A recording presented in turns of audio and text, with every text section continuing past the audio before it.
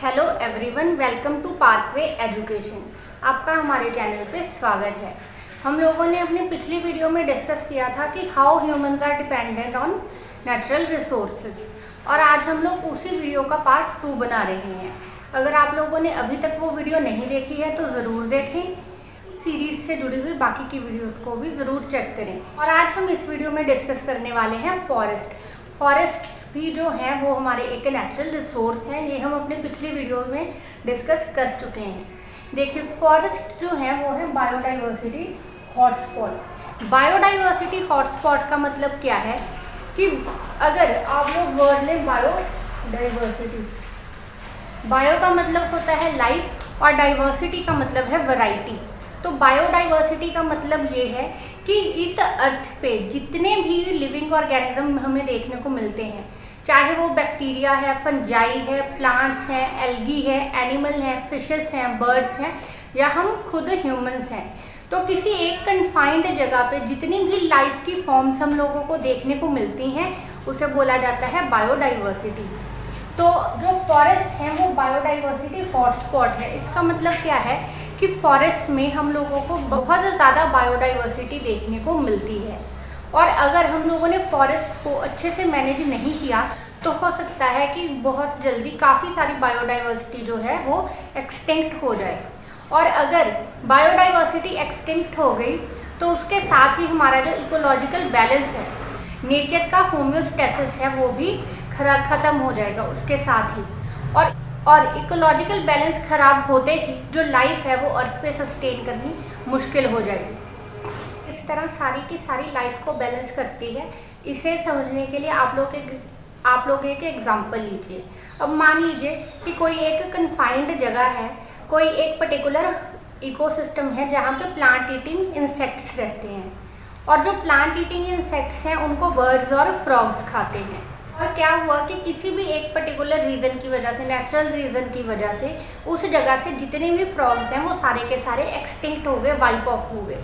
तो उससे क्या होगा कि उस जगह पे जब कोई भी इंसेक्ट ईटिंग स्पीसी नहीं बचेगी तो वहाँ पे जो इंसेक्ट्स हैं उनकी पॉपुलेशन बहुत ज़्यादा हो जाएगी। अब उन इंसेक्ट्स की पॉपुलेशन ज़्यादा होगा कि उन इंसेक्ट्स की पॉपुलेशन ज़्यादा होने से क्या होगा कि वो जो इंसेक्ट्स हैं वो प्लांट्स खाते हैं, और क्योंकि अब उन्हें कंट्रोल करने वाला कोई भी नहीं रहा है तो वो धीरे धीरे शहरों की तरफ, गाँव की तरफ बढ़ने शुरू हो जाएंगे। वहाँ जाके वो हम लोगों की यूज़फुल क्रॉप्स पे भी फीड करना शुरू कर देंगे। जैसे कि हम लोगों ने जो भी खेती की है उस पर भी वो फीड करना शुरू कर देंगे। आप लोग इसके बारे में अभी न्यूज़ में सुनते ही होंगे कि किस तरह जो टिड्डियाँ हैं दूसरे देशों से भी घूमती हुई पाकिस्तान से होकर अब हमारे देश में आ चुकी हैं और हमारे देश की जो फसल है उसे खराब कर रहे हैं। तो आप लोग समझ सकते हो कि अगर ऐसा बहुत ज़्यादा हो जाए तो किस लेवल पे एक देश को इकोनॉमिकली नुकसान हो सकता है। तो इस तरह से कोई भी अगर एक स्पीसी भी ख़त्म हो जाए तो उससे पूरा का पूरा जो इकोलॉजिकल बैलेंस है वो ही खराब हो जाएगा। इसीलिए ज़रूरी है कि हम लोग इकोलॉजिकल बैलेंस को मेंटेन रखें, और उसके लिए ज़रूरी है कि हम लोग फॉरेस्ट को कंजर्व करें। हम सारे ही लोग किसी ना किसी तरह से फॉरेस्ट प्रोड्यूस पे डिपेंड करते हैं अपनी लाइफ के लिए, लेकिन हम सबकी जो फॉरेस्ट पे डिपेंडेंस है वो वेरी करती है। हम में से कुछ लोग हैं जिनके पास फॉरेस्ट प्रोड्यूस के ऑल्टरनेटिव्स हैं और कुछ के पास नहीं, और कुछ लोग पूरी ही तरह अपनी लाइफ के हर एस्पेक्ट के लिए फॉरेस्ट पे डिपेंडिंग है। तो फॉरेस्ट को कंजर्व करने के लिए ज़रूरी है कि हम लोग फॉरेस्ट के स्टेक होल्डर्स कौन कौन होते हैं। स्टेक होल्डर्स वो लोग हैं जो सीधे तौर से किसी चीज़ के साथ कंसर्न है, लेकिन उनका जो कंसर्न है वो अलग अलग हो सकता है। कोई उस चीज़ को बचाना चाहता है, कोई उस चीज़ को डेवलप करना चाहता है, कोई उसको सिर्फ और सिर्फ अपने यूज़ के लिए एक्सप्लॉइट करना चाहता है। लेकिन फिर भी ये सारे के सारे लोग भी उस चीज़ से रिलेटेड स्टेक होल्डर होते हैं। लेकिन फिर भी ये सारे के सारे लोग, चाहे वो यूज़ करने वाले हों, उस चीज़ को प्रिजर्व करने वाले हों या फिर उसको डेवलप करने वाले हों, वो सभी के सभी ही स्टेक होल्डर होते हैं। तो इसी तरह जो फॉरेस्ट हैं उनके भी 4 स्टेक होल्डर्स हैं। तो आइए अब इनके बारे में जानते हैं। तो जो सबसे पहले फॉरेस्ट के स्टेक होल्डर हैं वो है पीपल रिसाइडिंग इन फॉरेस्ट। आज भी बहुत सारे लोग हैं जो जंगलों में रहते हैं, खासकर इंडिया में। इंडिया में ऐसे बहुत सारे कबीले हैं जो आज भी अपनी पूरी की पूरी लाइफ जंगलों में ही बिता देते हैं। ये जो लोग हैं, ये लोग जंगलों पे डिपेंड करते हैं अपने खाने के लिए, अपनी दवाइयों के लिए और अपने रोजगार के लिए। बहुत सारे ऐसे लोग हैं जो फॉरेस्ट की लकड़ियों को यूज करके टोकरियाँ या फिर बैम्बू शाफ्ट बनाते हैं ताकि उन्हें बेच के अपना गुजारा कर सकें। इस तरह के जो लोग हैं अपनी लाइफ के हर एस्पेक्ट के लिए जंगलों पे डिपेंड करते हैं, फॉरेस्ट पे डिपेंड करते हैं। लेकिन क्या हम लोग ऐसा बोल सकते हैं कि इन लोगों की वजह से जो फॉरेस्ट हैं वो ख़त्म हो रहे हैं? नहीं, ऐसा नहीं है, क्योंकि ये जो लोग हैं ये कई सदियों से जंगलों में ही रह रहे हैं और अभी तक हम लोग देख रहे हैं कि इनकी वजह से फॉरेस्ट को कभी कोई नुकसान नहीं हुआ। इसकी वजह ये है क्योंकि ये लोग जानते हैं कि इनकी फॉरेस्ट पे डिपेंडेंस कितनी है और इसीलिए ये जितना फॉरेस्ट को यूज़ करते हैं उतना ही फॉरेस्ट को प्रिजर्व भी करते हैं। फॉरेस्ट जो है इन लोगों ने प्रिजर्व करके रखे हुए हैं। उसके बाद आ जाते हैं फॉरेस्ट डिपार्टमेंट। फॉरेस्ट डिपार्टमेंट वो गवर्नमेंट बॉडीज हैं जिन्हें की सरकार की ओर से बनाया जाता है और इनके पास दिशा निर्देश हैं जंगलों को कंट्रोल करने का। इसके बाद आ जाते हैं इंडस्ट्रियलिस्ट। इंडस्ट्रियलिस्ट जो हैं वो फॉरेस्ट के एक्सप्लॉइटर्स हैं। इन्होंने ही फॉरेस्ट को जो है सबसे ज़्यादा एक्सप्लॉइट किया है। अगर हम लोग बात करें ब्रिटिश रूल की, तो ब्रिटिश रूल से पहले भी बहुत सारे लोग हैं जो फॉरेस्ट में ही रहते थे। इंडिया की बहुत बड़ी आबादी है जो फॉरेस्ट के अंदर रिसाइड करती थी, लेकिन फिर भी उनकी वजह से कभी भी फॉरेस्ट को कोई भी नुकसान नहीं हुआ और फॉरेस्ट एंडेंजर्ड हालात में नहीं पहुंचे। लेकिन जैसे ही ब्रिटिश रूल हुआ, इंडस्ट्रियलाइजेशन जो है शुरू हुई, तो उसी के साथ जो फॉरेस्ट है वो उद्योगियों के हाथों में आ गए, जिससे कि जो फॉरेस्ट है उनका एक्सप्लॉयटेशन शुरू हो गया। जब ब्रिटिश रूल हटा और इंडियन गवर्नमेंट के हाथ में फॉरेस्ट आई, तो इन्होंने भी इन छोटे लोगों को, गांव के लोगों को ध्यान में नहीं रखा। तो इंडियन गवर्नमेंट ने भी उन गांव के लोगों को जो जंगल में रहते हैं उन लोगों को ध्यान में ना रखे, जो इंडस्ट्रियलिस्ट थे उन पे ज़्यादा ध्यान दिया और बहुत ही नामुमकिन से रेटों पे इन लोगों को जंगल इस्तेमाल करने के लिए मिल गए। क्या करते हैं कि जो नेचुरल फॉरेस्ट होता है उसको काट देते हैं, उसको वहाँ से साफ कर देते हैं और वहाँ पे अपनी यूज़ के जो पेड़ हैं वो उगाते हैं, जैसे कि यूकलिप्टस, टीक, टिम्बर। और क्या होता है कि क्योंकि ये जो लोग हैं अपनी लाइफ के लिए सीधे तौर पे जंगलों पे डिपेंड नहीं करते, तो ये अपनी प्रोड्यूस मिलने के बाद उस जगह से सारे के सारे पेड़ काटने के बाद, क्योंकि इनका एक्सेस बहुत ज़्यादा है इनके पैसे और पावर की वजह से, तो दूसरे किसी और फॉरेस्ट की तरफ बढ़ जाते हैं उस जगह को बिल्कुल खाली छोड़ के। तो इस वजह से बहुत सारी डिफॉरेस्टेशन होती जा रही है। लेकिन जो हमारी गवर्नमेंट ऑफिशियल्स हैं वो इस चीज़ पे बिल्कुल भी ध्यान नहीं देते और जो छोटे लोग हैं जो कि जंगलों का ख्याल भी रख रहे थे, उन लोगों की ज़रूरतों को बिल्कुल ही अवॉइड करके सारे के सारे जो हमारे फॉरेस्ट हैं वो इंडस्ट्रियलिस्ट के हाथों कटवाए जा रहे हैं। और चौथे फॉरेस्ट के स्टेक होल्डर हैं wild life and nature enthusiast. और चौथे स्टेक होल्डर हैं वो हैं वाइल्ड लाइफ या फिर नेचर एंथुसियास्ट। ये वो लोग हैं जो अपनी लाइफ के किसी भी जो अपनी लाइफ के लिए किसी भी तरह से जंगलों पे डिपेंड नहीं करते, लेकिन फिर भी ये लोग जो है जंगलों को बचाने के लिए, फॉरेस्ट को बचाने के लिए काम कर रहे हैं। सबसे पहले आज़ादी के बाद जब नेचर एंथुसियास्ट्स ने काम करना शुरू किया था, तो इन लोगों ने बड़े जानवर जैसे कि टाइगर, राइनोसोरस, एलिफेंट्स, लायंस, इन चीज़ों के लिए, इन एनिमल्स के लिए काम करना शुरू किया था।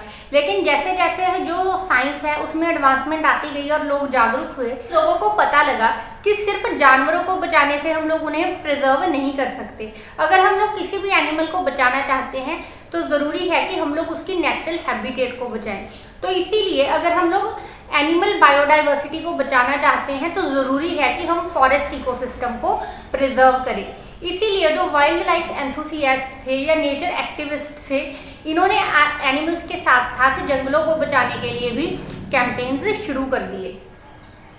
तो अब ये हैं फॉरेस्ट के 4 स्टेक होल्डर्स, जिनमें आते हैं फॉरेस्ट में रहने वाले लोग जो शुरू से ही बहुत पुराने टाइम से फॉरेस्ट के ऊपर ही डिपेंड करते हैं और फॉरेस्ट में ही रहते हैं। फिर पे आते हैं हमारे फॉरेस्ट डिपार्टमेंट और गवर्नमेंट ऑफिशियल्स। तीसरे नंबर पे आते हैं इंडस्ट्रियलिस्ट, जो जंगल्स को सिर्फ और सिर्फ अपने प्रॉफिट के लिए एक्सप्लॉइट करते जा रहे हैं, एग्जॉस्ट करते जा रहे हैं। और चौथे नंबर पे आते हैं नेचर एंथुसियास्ट, जो कि जंगलों को बचाने के लिए काम कर रहे हैं। देखिए, जितने भी जो जितने भी फॉरेस्ट डिपार्टमेंट्स हैं और इंडस्ट्रियलिस्ट हैं, ये लोग चाहते हैं कि ये लोग जो जंगलों में रह रहे हैं उनको जंगलों से हटा दें, लेकिन फोर्स का यूज़ करके भी हम लोग इन लोगों को फॉरेस्ट से हटा दें और फॉरेस्ट के ट्रेडिशनल यूजेस पे बैन लगा दें, तो ये जो चीज़ है ज़्यादा लंबे समय तक कामयाब नहीं होने वाली, क्योंकि जो फॉरेस्ट है उनको प्रिजर्व करने में इन लोगों का हाथ बहुत ज़्यादा है। इस आपको एक एग्जांपल देती हूँ। ग्रेट हिमालयन नेशनल पार्क्स हैं, जब उन्हें नेशनल पार्क का दर्जा मिला तो उससे क्या हुआ कि वहाँ पे हर साल गर्मियों में जो भेड़ें चरने आती थी उनको वहाँ पे आने के लिए बैन लगा दिया गया, उनकी एंट्री पे वहाँ पे बैन लग गया, जिससे क्या हुआ नेशनल पार्क्स में हर साल जो अल्पाइन मीडोज होते थे उनकी ग्रेजिंग पे बिल्कुल ही बैन लग गया, जिससे क्या हुआ उनकी ग्रेजिंग पे बिल्कुल बैन लग गया। और क्योंकि अब उनकी ग्रेजिंग नहीं हो रही थी तो जो अल्पाइन मीडोज थे, जो ग्रासेस थी, वो एक लेवल तक ग्रो करती थी और उसके बाद वो ग्रासेस गिर जाती थी, और उन ग्रासेस के गिरने से क्या हो रहा था, वहाँ की जो वेजिटेशन थी वो धीरे धीरे खराब होती जा रही थी और जो नेशनल पार्क थे वो भी अब अच्छे नहीं दिखते थे। तो इससे हम लोगों को पता लगता है कि कितने ज़रूरी हैं इससे हम लोगों को पता लगता है कि ये जो लोग हैं पीपल रिसाइडिंग इन फॉरेस्ट और जो पहले से ही जो जंगलों को ट्रेडिशनली यूज़ कर रहे हैं, अगर हम लोग फॉरेस्ट को प्रिजर्व करना चाहते हैं तो इन लोगों की हमें कितनी ज़रूरत है। इसके अलावा जो ट्राइबल पीपल हैं, इन्होंने जंगलों के लिए सिर्फ और सिर्फ अपना योगदान ही दिया है, इन्होंने कोई भी जंगल का नुकसान नहीं किया। सबसे बड़ी एग्जाम्पल है अमृता देवी बिश्नोई। अमृता देवी बिश्नोई जो है उन्होंने अपनी जान दे दी थी 363 और लोगों के साथ जंगलों को बचाने के लिए। था कि 1731 के दौरान जो खेजड़ी फॉरेस्ट हैं, खेजवाली विलेज के जोधपुर में, उनको काटने के लिए एक मुहिम शुरू हुई थी, लेकिन जो अमृता देवी बिश्नोई थी इन्होंने अपने साथ बहुत से लोगों को इकट्ठा किया उन जंगलों को बचाने के लिए, और उन जंगलों को बचाने के लिए इन्होंने अपनी जान भी दे दी। इसीलिए हर साल अमृता देवी के नाम पे Amrita Devi Bishnoi wild life conservation award जो है एक नेचर एंथुसियास्ट को दिया जाता है। तो अमृता देवी की एग्जाम्पल से हम लोग समझ सकते हैं कि जो फॉरेस्ट के अंदर ही फॉरेस्ट को ट्रेडिशनली यूज़ करने वाले लोग हैं, इन लोगों का कितना इम्पोर्टेंट रोल है जंगलों के लिए। और लेकिन जो गवर्नमेंट है वो हमेशा इन लोगों को जंगलों से हटाने पे ध्यान ज़्यादा देती है, और जब बात आती है इंडस्ट्रियलिस्ट की या फिर रिक्रिएशनल यूजेस ऑफ जंगल्स की, तो वहाँ पे वो लोग आंखें बिल्कुल बंद कर देते हैं।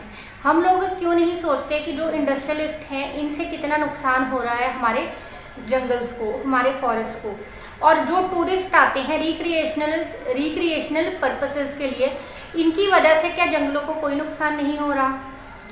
अगर आप भी ऐसा मानते हैं तो कमेंट करके ज़रूर बताएं कि आपकी इस बारे में क्या राय है। आज के लिए बस इतना ही, और इसी तरह की और यूज़फुल वीडियोस के लिए, जानकारी भरी वीडियोस के लिए हमारे चैनल पे बने रहें।